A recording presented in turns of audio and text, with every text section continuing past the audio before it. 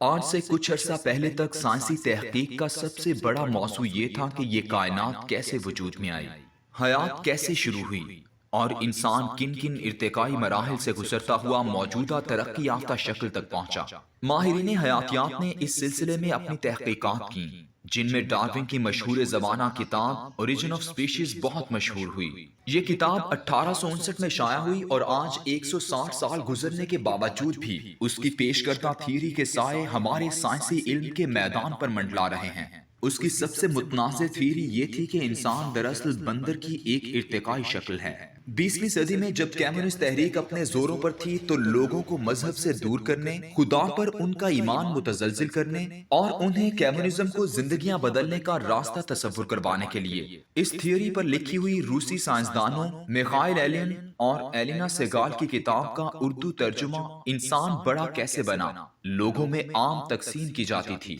لوگوں کو یہ سب پڑھانے کا بنیادی مقصد ایک ہی تھا کہ ان کے ذہن میں یہ تصور راسخ اور مضبوط کر دیا جائے کہ یہ کائنات دراصل ایک سائنسی عمل کا نتیجہ ہے۔ ایک جرثومے سے حیات پیدا ہوئی اور آہستہ آہستہ پوری دنیا میں جانور، چرند، پرند، حیوانات اور انسان بنتے گئے، اور یہ سب اپنی اپنی ارتقاء کی منازل طے کر کے یہاں تک پہنچے ہیں۔ اس لیے یہ آدم و حوا، ابلیس و فرشتے سب کہانیاں ہیں۔ اگر یہ سب کہانیاں مان لی جائیں تو پھر مذہب بھی افسانہ بن جاتا ہے اور اللہ کی ذات کا بھی کوئی وجود باقی نہیں رہتا۔ یہ کتاب ایک نوجوان ذہن کو گمراہ کرنے کے لیے کافی تھی، اور اگر وہ اس کتاب کے ساتھ نیاز فتح پوری کی منو یزداں، کارل مارکس کی داس کیپٹل اور ترقی پسند مصنفین کی افسانے بھی پڑھ لیتا تو اس کے انقلابی بننے میں ذرا دیر نہ لگتی۔ وہ لوگ جو سائنس سے متاثر ہوتے تھے مگر مذہب کا دامن بھی ہاتھ سے نہیں چھوڑنا چاہتے تھے،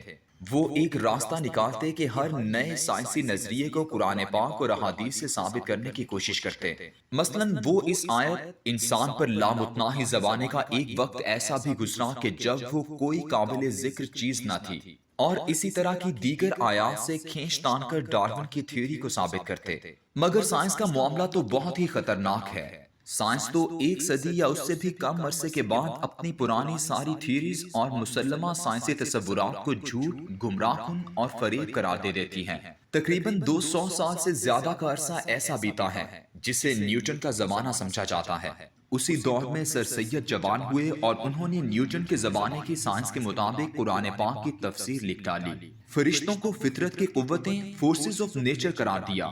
مثلا یہ کہا کہ کشش ثقل ایک فرشتہ ہے، لیکن سر سید کے مرنے کے چند سالوں بعد ایک اور سائنسدان آئنسٹائن کے نام سے دنیا سائنس کے آسمان پر چھایا۔ اس کے نظریہ اضافیت، ریلیٹیوٹی اور نظریہ مقادیر کوانٹم نے نیوٹن کے 200 سالہ زمانے کی ساری سائنس کو جھوٹ اور بے بنیاد قرار دے دیا۔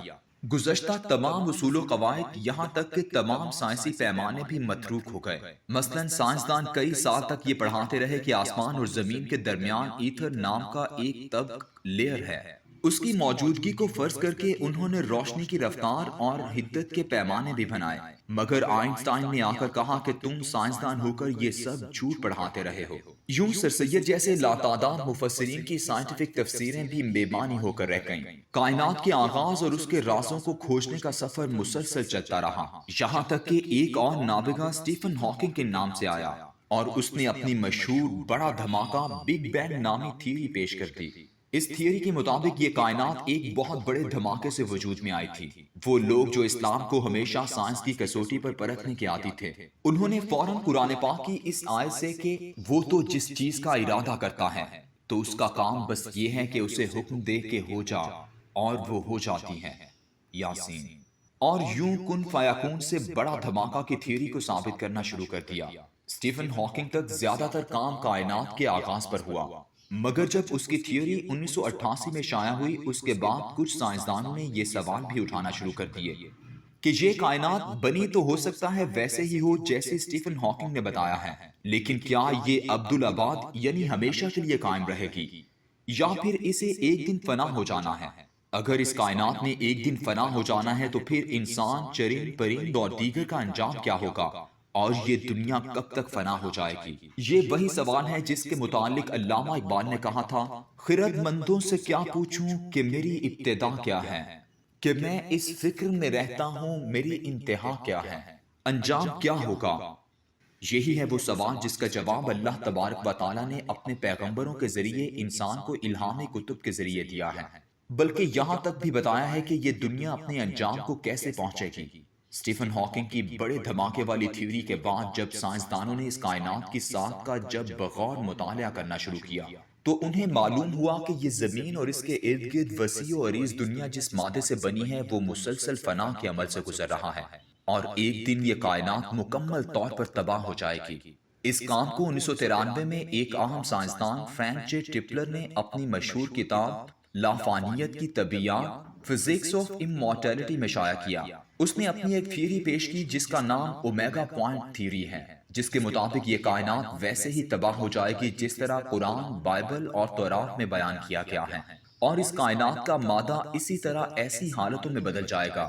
جیسی حالتیں جنت، جہنم اور عالم برزخ کی بتائی گئی ہیں۔ گزشتہ 20 سالوں سے طبیعیات کے سائنسدانوں کا اب یہی بنیادی موضوع ہے، اور وہ یہ کہتے ہیں کہ اس کائنات کے ذرے ذرے کے مشاہدے سے ہم اس نتیجے پر پہنچے ہیں کہ یہ کائنات فنا ہونے کے لیے ہی بنی ہے، اس کا ہمیشگی سے کوئی تعلق نہیں۔ اب جب وہ اس نتیجے پر پہنچ گئے کہ یہ کائنات تباہ ہونے کے لیے ہی بنی تھی، تو پھر ہم سائنسدان اس سوچ بچار میں مصروف ہیں کہ یہ دنیا اب کتنے عرصے میں تباہ ہو جائے گی اور یہ کیسے تباہ ہوگی۔ آج کے دور میں جس طرح تینوں ابراہیمی مذاہب اسلام، عیسائیت اور یہودیت مسلسل اس بات پر گفتگو کرتے نظر آتے ہیں کہ یہ دور آخر الزمان کا ہے، اینڈ ٹائمز ہے، اور وہ سب کچھ جلد ظہور ہونے والا ہے جو کتابوں میں بتایا گیا تھا۔ اسی طرح ہی دنیا بھر کے سائنسدانوں کی بھی ہر تھوڑے وقفے کے بعد عالمی کانفرنس منعقد کر رہے ہیں کہ یہ دنیا بس اب ختم ہونے والی ہے، لیکن کب تک ختم ہو جائے گی، کیسے ختم ہوگی، اور اس کے فنا ہونے کے بعد جو مادہ بچے گا اس کا کیا بنے گا؟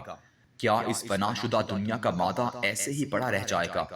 یا پھر کوئی عظیم ہاتھ اس مادے سے دوبارہ ایک نئی دنیا تخلیق کر دے گا؟ یہ بحث نجومیوں، پنڈتوں، پادریوں، ربانیوں اور مولویوں کے درمیان ہی نہیں رہی، بلکہ سائنسدانوں کے درمیان ہو رہی